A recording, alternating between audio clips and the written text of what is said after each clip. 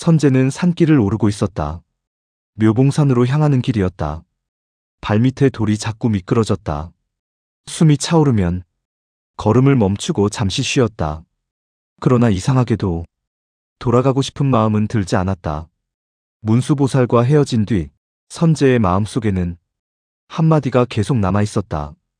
가서 만나보거라. 무엇을 만나게 될지, 무슨 말을 듣게 될지 아직 아무것도 몰랐다. 문수보살은 자신에게 답을 주지 않았다. 선재가 무엇을 깨닫게 될지도 알려주지 않았다. 그저 선지식을 찾아가라고 했다. 그래서 선재는 걷고 있었다. 어쩌면 이것이 첫 번째 공부인지도 몰랐다. 알지 못한 채 길을 걷는 것. 며칠이 지나자 길은 점점 험해졌다. 산 아래의 마을은 보이지 않았다. 나무 사이로 불어오는 바람이 차가웠다. 선재는 몇 번이나 주변을 둘러보았다. 정말 이 산에 사람이 있다는 것일까? 문수보살이 일러준 이름을 다시 떠올렸다. 길상운 비구. 산을 더 오르자 마침내 정상 가까이에 넓게 펼쳐진 평지가 나타났다. 그곳에 한 사람이 있었다. 비구였다. 그는 어디에도 머물지 않고 산 위를 천천히 걷고 있었다. 선재는 한동안 멀리서 그 모습을 바라보았다. 이상했다. 저 사람은 무엇을 하고 있는 것일까? 기도를 하는 것도 아니었다. 누군가에게 법을 설하는 것도 아니었다. 그저 걷고 있었다. 한 걸음, 또 한 걸음. 그러면서 때때로 먼 곳을 바라보았다. 선재는 문수보살의 말을 떠올렸다. 그에게 물어보거라. 선재는 가까이 다가갔다. 그리고 두 손을 모았다. 비구님. 비구가 걸음을 멈췄다. 선재가 말했다. 저는 문수보살의 가르침을 받고 이곳까지 왔습니다. 비구가 선재를 바라보았다. 그대가 선재인가? 그렇습니다. 선재는 깊이 머리를 숙였다. 저는 보살의 길을 배우고 싶습니다. 비구는 잠시 선재를 바라보았다. 그리고 말했다. 무엇을 알고 싶은가? 선재는 문수보살이 일러준 질문들을 떠올렸다. 보살행을 어떻게 배우고, 어떻게 닦고, 어떻게 실천해야 하는지. 그러나 막상 스승 앞에 서니 그 많은 질문이 한 문장으로 모여들었다. 선재가 말했다. 보살은 어떻게 보살행을 배우고 닦습니까? 길상운 비구는 바로 대답하지 않았다. 그는 다시 산길을 걷기 시작했다. 선재는 그 뒤를 따라갔다. 얼마쯤 걸었을까? 비구가 갑자기 멈춰섰다. 그리고 산 아래를 바라보았다. 선재도 그 방향을 바라보았다. 아무것도 특별한 것이 보이지 않았다. 멀리 산이 있고 구름이 있고 하늘이 있었다. 선재가 물었다. 무엇을 보고 계십니까? 비구가 말했다. 열애를 보고 있다. 선재는 잠시 멈칫했다. 열애를 보고 계십니까? 비구가 고개를 끄덕였다. 그렇다. 선재는 다시 산 아래를 바라보았다. 아무리 보아도 부처님의 모습은 보이지 않았다. 그가 조심스럽게 물었다. 어디에 계십니까? 길상운 비구가 말했다. 모든 방향에. 선재는 눈을 크게 떴다. 모든 방향에 부처님이 계신다는 말씀입니까? 그렇다. 선재는 이해하기 어려웠다. 부처님은 한 분이 아닌가? 그런데 비구는 마치 너무나 당연한 사실을 말하는 듯했다. 선재가 다시 물었다. 제가 보고 있는 것과 비구님께서 보고 계신 것이 다릅니까? 다르다. 무엇이 다릅니까? 비구가 선재를 바라보았다. 그리고 조용히 말했다. 눈이 다르기 때문이다. 선재는 그 말을 듣고 침묵했다. 선재는 한동안 생각했다. 자신도 눈으로 보고 있었다. 비구도 눈으로 보고 있었다. 그런데 왜 같은 산을 바라보면서 다른 것을 본다는 것일까? 선재가 물었다. 저도 부처님을 보고 싶습니다. 비구가 말했다. 그렇다면 보아라. 선재는 다시 산 아래를 바라보았다. 그러나 여전히 산과 구름밖에 보이지 않았다. 저는 보이지 않습니다. 비구는 웃었다. 보이지 않는다고 해서 없는 것은 아니다. 선재는 그 말을 듣고 다시 주변을 바라보았다. 바람이 지나가고 있었다. 나뭇잎이 흔들렸다. 멀리 새 한 마리가 날아갔다. 모든 것이 평범했다. 그런데 선재는 문득 궁금해졌다. 그렇다면 부처님을 본다는 것은 무엇일까? 선재가 물었다. 비구님께서는 어떻게 모든 방향의 열애를 보실 수 있습니까? 비구가 대답했다. 자신은 여러 방향에 나타나는 열애들을 볼 수 있으며 그들의 모습과 가르침을 접할 수 있다고 했다. 하지만 그 말은 단순히 내 눈으로 부처님의 모습을 본다는 뜻이 아니었다. 그는 자신의 수행을 통해 열애를 보는 지혜의 문에 들어가 있었다. 선재는 그 말을 들으며 생각했다. 자신은 지금까지 깨달음을 얻으면 어떤 특별한 모습이 눈앞에 나타날 것이라고 생각했는지도 모른다. 그러나 이 비구가 말하는 것은 달랐다. 보는 것이 달라지면 세계가 달라진다. 선재는 한참을 침묵했다. 그리고 문득 질문이 생겼다. 그렇다면 비구가 선재를 바라보았다. 제가 아직 부처님을 보지 못하는 것은 제가 멀리 떨어져 있기 때문입니까? 길상훈 비구가 말했다. 그대는 무엇을 보고 있느냐? 산을 보고 있습니다. 그 산만 보고 있느냐? 선재는 대답하지 못했다. 비구가 말했다. 그대가 보는 것은 그대의 마음이 허락하는 만큼이다. 선재는 다시 산을 바라보았다. 같은 산이었다. 하지만 이상하게도 조금 전과 다르게 보였다. 산을 보면서도 자신의 마음이 무엇을 찾고 있는지 생각하게 되었다. 나는 부처님을 찾고 있다.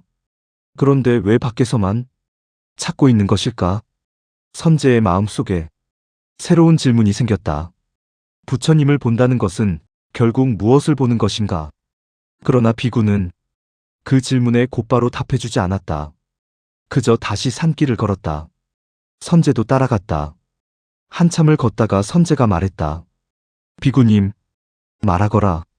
저는 지금까지 제가 보는 것이 세상의 전부라고 생각했던 것 같습니다. 비구는 대답하지 않았다. 선재가 계속했다. 그런데 비구님께서는 같은 곳을 보면서도 다른 것을 보십니다. 그렇다면 제가 보는 세계도 제가 가진 마음에 따라 달라질 수 있습니까? 비구가 말했다. 그대가 어떤 마음으로 보느냐에 따라 달라질 것이다. 선재는 그 말을 오래 생각했다. 그러자 문수보살과 나누었던 대화가 떠올랐다. 그 사람의 가르침을 듣고 그 가르침을 자신의 삶에서 닦아라. 그는 이제 조금씩 이해하기 시작했다. 깨달음은 단순히 새로운 지식을 하나 더 얻는 것이 아니었다. 자신이 세상을 보는 방식 자체가 달라지는 것. 그것이 어쩌면 수행의 시작인지도 몰랐다. 선재는 비구의 가르침에 감탄했다. 그런데 곧 뜻밖의 말을 들었다. 길상훈 비구가 말했다. 그러나 내가 아는 것은 이것뿐이다. 선재는 놀랐다. 비구님께서도 모르시는 것이 있습니까? 비구가 웃었다. 보살의 길은 넓고 깊다. 내가 지금 말한 것은 내가 들어간 하나의 문일 뿐이다. 다른 보살들이 어떤 수행을 하고 어떤 공덕을 쌓으며 어떻게 더 깊은 경지에 이르는지 내가 모두 설명할 수는 없다. 선재는 그 말을 듣고 잠시 말을 잃었다. 그는 조금 전까지 드디어 나를 깨달음으로 이끌어줄 스승을 만났다고 생각했다. 그런데 첫 번째 스승이 스스로 내가 아는 것은 이것뿐이다 라고 말하고 있었다. 선재는 오히려 그 말에서 더 큰 것을 느꼈다. 진정한 스승은 자신이 모든 것을 안다고 말하지 않는구나. 선재가 물었다. 그러면 저는 누구에게 가야 합니까? 길상훈 비구가 대답했다. 남쪽으로 더 가거라. 선재는 비구를 바라보았다. 다음 선지식이 있습니까? 있다. 누구입니까? 사가라메가 비구다. 그분에게 무엇을 배울 수 있습니까? 비구가 말했다. 보살의 길을 더 배울 수 있을 것이다. 그리고 사가라메가가 있는 곳을 알려주었다. 바다와 가까운 사가라무카. 선재는 그 이름을 마음에 새겼다. 하지만 이번에는 조금 달랐다. 처음 문수보살에게서 떠날 때는 답을 가진 스승을 만나게 되겠지라고 생각했다. 그러나 지금은 아니었다. 첫 번째 스승은 자신이 아는 것의 끝을 보여주고 다음 스승을 가리켰다. 선재는 그 사실을 받아들이기 시작했다. 구도의 길에는 마지막 답을 쥐고 있는 한 사람이 있는 것이 아니었다. 한 사람이 하나의 문을 열어주면 그 문 너머에는 또 다른 문이 있었다. 선재는 길상훈 비구 앞에 다시 무릎을 꿇었다. 그리고 말했다.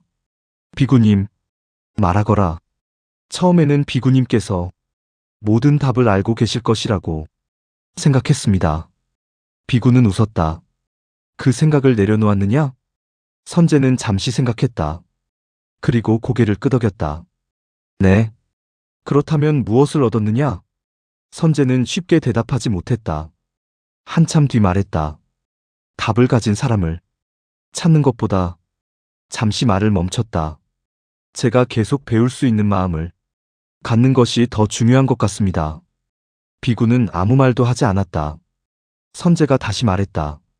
그리고 제가 아직 보지 못하는 것이 있다는 것을 알았습니다. 길상훈 비구가 말했다. 그것이면 충분하다.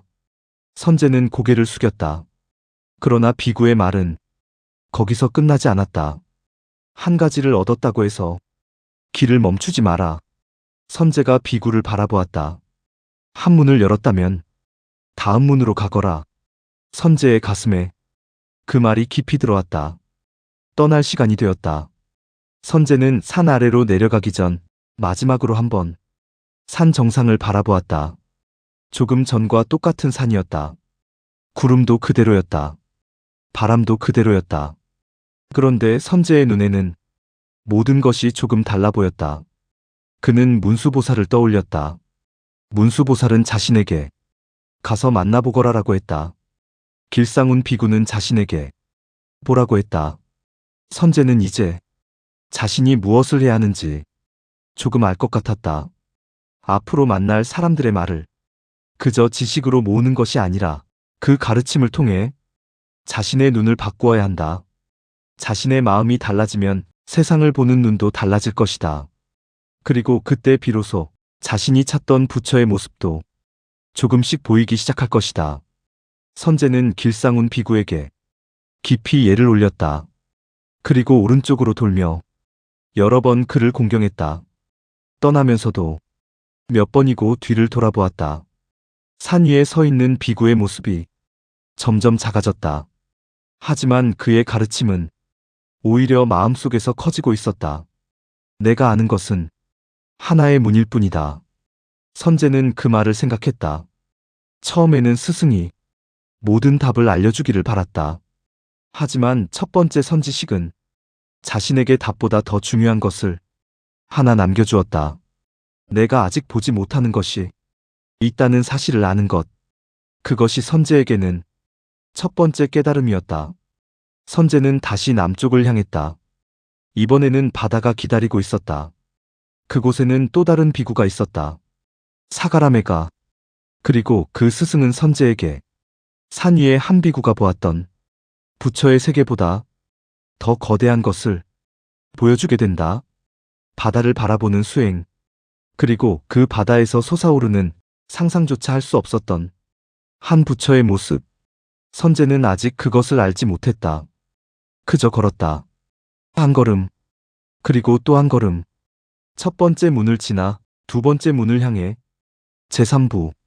바다에서 솟아오른 부처 사가라메가 비구에서 계속됩니다.